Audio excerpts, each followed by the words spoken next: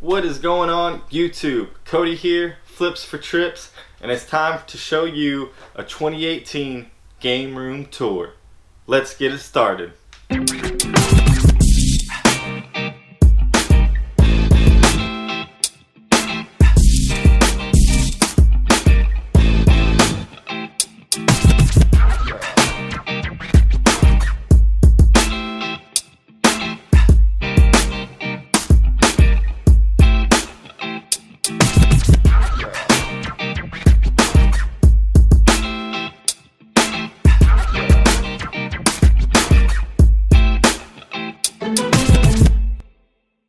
So anybody who buys and sells stuff, they do it because they also are a collector on something. Whether they like the clothes and keep clothes or shoes here now and then for themselves. For me, it's video games. So I always will pick out a couple things if I pick up something I don't have to add to my personal collection. So I just wanted to do a game room tour, show you how mine is set up. Here we go. So my game room is set up in my bedroom. So when you open the door, have the bedroom, you can look, and then I have all the systems set up underneath my TV. And all of my systems are hooked up with these switch boxes at the top of my TV. So I have regular switch boxes all along, got my Xbox sensor and the Wii sensor in the middle, and then we have the HDMI switch box over there on the end. And then when you look just to the right of the door is where I keep my Nintendo 64 games. And then going around is the game wall with a couple of systems at the bottom, handheld stuff at the bottom. And then we have the collector items or just the various boxes or things that I think are cool to display up top. So since my game room is in the bedroom, I don't have space to have a dedicated game room at the moment. This is how I have it set up.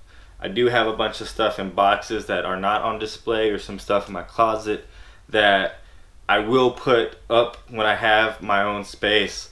So I'm in the process of right now at looking at buying a house. So hopefully I can have a better setup. But for now, this is how it's set up. So I'm going to take you through a closer look at my games. So when you start up top, we have the original Xbox games, and some great games here like Def Jam, Fight for New York, the Guy game, the Halo series, Metal Slug 3, all that stuff. But my most expensive game for the original Xbox is going to be Jurassic Park Operation Genesis. This is a cool game. They just didn't sell that many for whatever reason. They are pretty expensive now. And this is like a simulator for like Roller Coaster Tycoon, but you make a Jurassic Park and you put in fenced areas on where you want to keep the dinosaurs and whatnot. From that, this is my Xbox 360 collection of games. And as you can see here, there's some awesome games. We got like Bully Scholarship Edition, Crash, Mind Over Mutant, some of the Fallout games, the Amazing Gears of War franchise, some more Halo games, Harry Potter, Nier, the Orange Box, Skate, Viva Pinata. But probably my most expensive game on the Xbox 360 is NCAA Football 2014.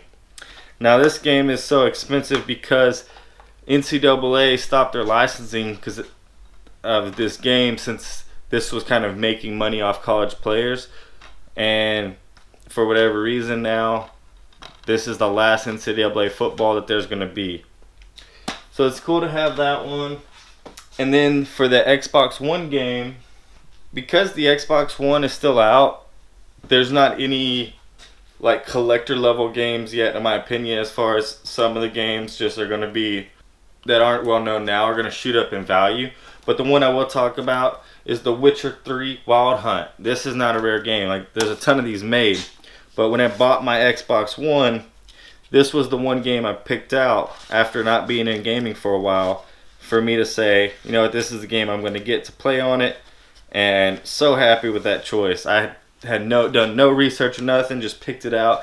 And this game ended up winning like a lot of Game of the Year awards and things of that nature. Amazing game, great graphics, great story.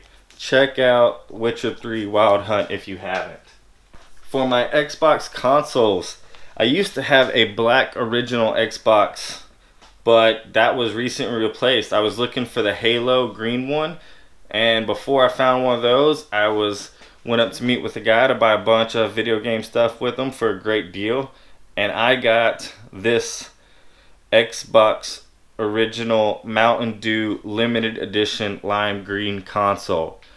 Amazing. I love it. It just looks great. It's hard to come by. For my original Xbox and the PlayStation 2, I do use the Logitech wireless controllers. For the Xbox 360, I just have the Elite 250 gigabyte model, and I have the launch edition Xbox One all on that shelf. So this is my Xbox consoles. Next thing I want to talk about is the PlayStation stuff. I keep all my PlayStation stuff on the next two shelves. A bunch of great PlayStation 1 games: Castlevania, Symphony of the Night, Duke Nukem, I love, Final Fantasy, Mega Man X games, Parappa the Rapper, Spyro games, Tomb Raider Wild Arms. But probably my most expensive game is this Lunar Silver Star Complete game. And, it is in the box. It has a bunch of stuff with it. It has, the little book, and it has the double jewel case for the game itself. But I was able to find this at a pawn shop, so got it really cheap, which is where most of my games come from. But these Lunar games, especially like these boxed ones, if you see them, pick them up. Now we're talking about the PlayStation 2 games.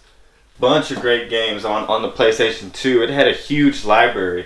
So we had Ape Escape, we got the Dark Alliance 1 and 2, Beyond Good and Evil, the Champions games, Dark Cloud. Man, just so many great games. This Dragon Guard game is turning into an amazing series. Final Fantasy, and of course the God of War games. Those were system sellers.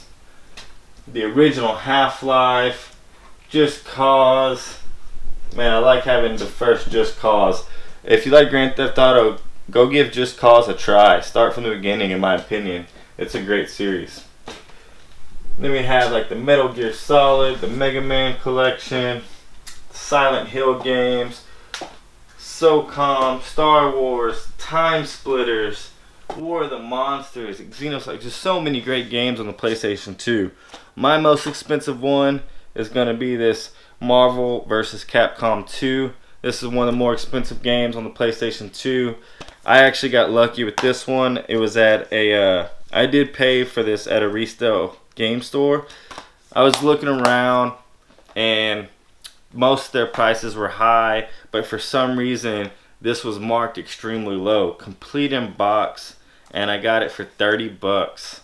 So I had to pick it up, because I think now they're going for, I don't know, anywhere from 75 to maybe over 100. I'm not sure now, but probably my most expensive PS2 game. Now for the PS3 games, got a bunch of great ones. 3D got Game Heroes, Africa, Blur, bunch of Call of Duties, obviously, Demon Souls.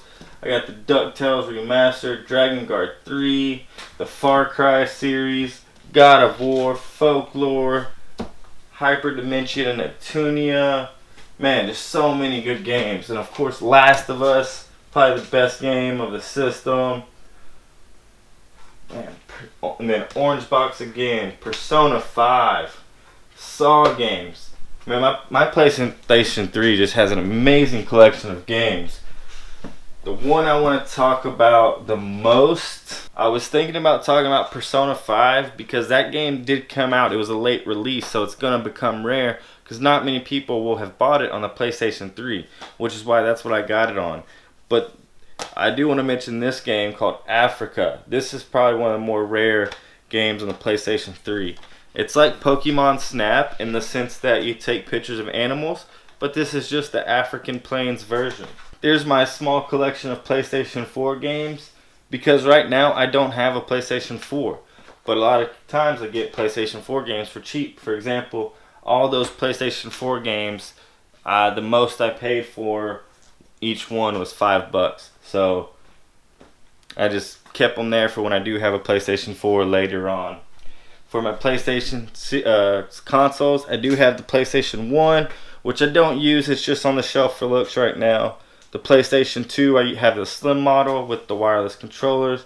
The PlayStation 3, I do have the red God of War console. Love it, love the look of it. Now, let's talk about Nintendo. I'm going to mention everything except for Nintendo 64 because that's my favorite. Original Nintendo, amazing games. You know, have a bunch of the Marios and Zeldas and all the things that are known. My favorite one that I got that I'll probably pick up that I want to talk about is this North and South. It's like an old Civil War game, but I just think it's kind of cool. The artwork on it, the gameplay. It's probably my favorite Nintendo. I'm not sure if this is my most expensive one, but probably my favorite high-end game that I have. And then for the Super Nintendo, bunch of great games. Donkey Kong Countries, Zeldas, Mortal Kombat, Marios. Bunch of great games, but the one that takes the cake for me is Sky Blazer. I got this at part of a group deal, so I think I paid like $10 for this game. But this is easily a $75 to $150 game now. Sky Blazer, great game, great platforming, great puzzles. Definitely the favorite Super Nintendo game. For the GameCube collection, I love the GameCube. We got Billy Hatcher, we got Animal Crossing, Custom Robo, F-Zero GX, you know, FIFA, Fire Emblem, Path of Radiance, Geist, Kirby, Zelda games, Mario Parties, Metroids, Pokemon, Pikmin, amazing game. Super Mario Sunshine, Super Smash Bros. But probably my most expensive game was Fire Emblem Path of Radiance, which is like $100, $150 game right now. But recently that has changed to the Pokemon box. You could only get this game by going through Club Nintendo. And the kind of cool thing how I have it set up on my shelf is I have the Ruby and Sapphire Game Boy Advance game sitting next to it with the link cable. And yeah, this game is going for, man, $350, $500, ridiculous amounts. So now this is definitely my most expensive GameCube game. For the Wii, we got some Animal Crossing, Explosion, Punch Time, Cartoon Network. We got Kirby, Klonoa, Zelda's, Little King Story for the Pikmin people. Of course, Mario Kart, Metal Slug, Metroid Prime Trilogy, Okami. Man, a bunch of great games. And then, of course, the Mario games, the Wario, the Wii Sports. But the most expensive one's probably a tie between these two games. First one is the Metroid Prime Trilogy. This is the Steelbook edition. And these are going for a lot of money now. And the other one is this Data East Arcade Classic Collection. It just has a bunch of classic arcade games on it. But I had no idea this game, man, last time I looked at it, it was going for like $100 complete plus. And I got this at a pawn shop for $1. So I don't have a Wii U. I did have one, but I sold it for now. Just get some money now. I'll find another one for cheap.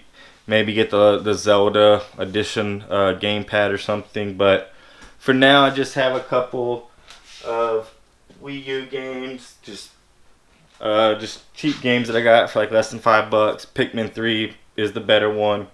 And then for the Switch, I do have a Switch, which I found at a pawn shop. It was like new in the original box. Looked like it hadn't even been opened before. And I got it for $200. So I got a great deal on it. And these are my solo Switch games, which are worth about the same. Super Mario Odyssey, already beat, amazing game. And I haven't even played this yet, but obviously Zelda Breath of the Wild. This is the Explorers Edition because it was the same price. I did not find these at a pawn shop, because I found the Switch, I was waiting to buy some games, and Toys R Us was having a sale of buy one get one 40% off. So bought it as the Christmas present essentially to myself, and then I actually gave this to my mom to wrap to give to me for Christmas. But haven't played it yet, already beat Odyssey. And so what's hooked up to the TV, down at the bottom we got the top loader original Nintendo. Then we have the Super Nintendo up there with the Wii and the GameCube all next to each other, next to the Switch. And those are all, you know, essentially use wireless controllers. Even for the top loader NES, I use the NES satellite so I can put the satellite next to myself in bed and play that. And then for the Switch, got it sitting over there on the gamepad. But obviously my favorite system is the Nintendo 64, which is right here with the 4 controllers, and Mario Kart usually stays in it. But here's all my Nintendo 64 games sitting on this separate shelf. We got the boxed games at the bottom. I don't try to get boxed, but when I come across them, I will take them as long as they're not expensive, as long as I get them for cheap. Then my most expensive Nintendo 64 game is going to be Worms Armageddon. The most expensive one is Clay Fighter Sculptor's Cut. I've been waiting to get those games. I'm trying to get every game made for the Nintendo 64, but it's a slow process. I'm at like 220 out of almost 300. And then also the pride of my Nintendo 64 collection is down here on the bottom. We have the green Funtastic one. We have the orange, the blue, the purple. We have the Toys R Us exclusive gold Nintendo 64. Then we have the Pikachu one. Then we have this one over here in the last case, which is a Japanese color, but has just been replaced with an American guts. So even though it's a Japanese colorway, I can use it and play it with my American games. Then also in here we have the original Nintendo toaster in the foam, as well as my Power Glove and my other colored GameCube. Then the last thing I'll talk about is my handheld stuff. We have this DS, 3DS, Game Boy section here. Some good games as well. Got the different colored Game Boys, Game Boy colors. I just got this Super Nintendo 3DS. I haven't even opened it. Keeping it brand new, keeping it like this. I did pre-order this on Amazon. My just hope is to keep it in the original box, let the price go up on it, and then just still keep it or decide to sell it later. Then we have a little PSP collection with some movie games, some games and movies. We have the Game Gear here with some other games. We got Atari Lynx with the game, Neo Geo Pocket, and then this small section in the corner is my collection of fake games. All of these games are fakes, and I still get them for dirt cheap. I will keep them because I think it's kind of cool to have a little collection of games that are not authentic. 64 thing I forgot to mention was this controller. I backed this controller on Kickstarter. Got here, amazing. Haven't tested it out yet with Mario Kart, but I've heard amazing things about it. And then last we'll talk about the Sega Shelf. I have 2 of the Nintendo 64 game holders, which is where I keep like the real popular Nintendo 64 games. Then I have this Sega Genesis tray as well, which has a lot of all my loose Sega Genesis games. And then in the back I have all of my box Sega Genesis games. Then in front of those I have my Sega Master System games, as well as my Master System and controllers next to it. Then behind that I have my Dreamcast games and my Sega Saturn games. Just a lot of popular games, a lot of good games. And then the only thing I have hooked up to my TV is the Sega Dreamcast. And I do have a Genesis with a CD hooked up to it on the bottom, and the Saturn as well. So that's my game room. You know, have the systems all hooked up underneath the TV. Got my game wall here, and I do have some other stuff stored away in boxes. But for now, that is the game room of 2018. I'm always looking for more games, always looking to add to the collection, which is why I love buying and selling video games. Get some for myself. Every now and then people will reach out to me and like let me have their games, or let me just give them some money for their games, and that's just how it grows. I love doing it, and so it's just kind of cool to have when buddies come over. Just whatever they want to play, we can hook up and play. I hope you enjoyed it. Again, please like, comment, subscribe below. If you have any questions, just let me know. I appreciate you watching. Thanks, and gig 'em.